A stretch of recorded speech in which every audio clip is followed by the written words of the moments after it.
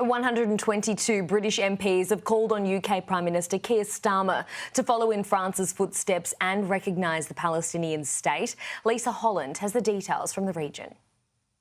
Israel's Prime Minister Benjamin Netanyahu has consistently, for years and years and years, says there will be no two-state solution. It's absolutely not on the table whatsoever. I think everybody will agree that the move is largely symbolic. Certainly Emmanuel Macron's announcement, I think, is something which is designed to kind of put pressure on other countries, namely the UK, to follow suit. And he hopes to make an official announcement at the UN General Assembly in New York in September. But I think largely people see it as a kind of laudable gesture, but really quite empty in the sense that it is a symbolic move.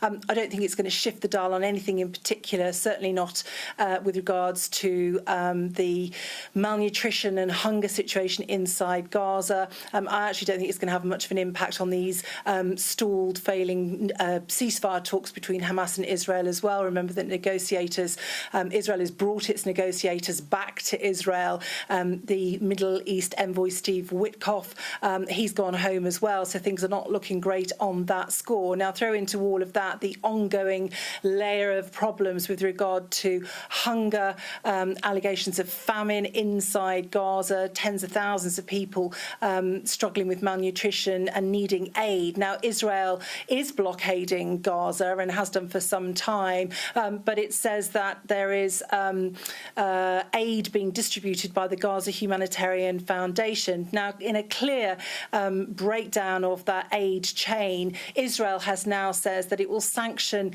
aid drops from the skies. It's not the first time that has happened, but it is certainly the first time it's happened against a backdrop of such desperation.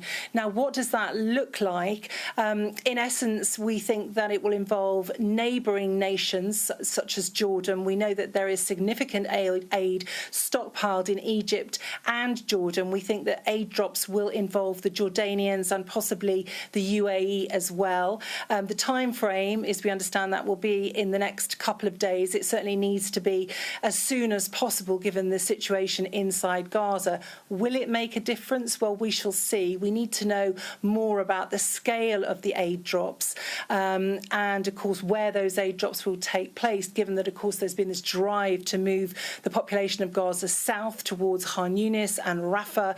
There is only one aid distribution point in the north of Gaza anyway, so where will the aid be dropped?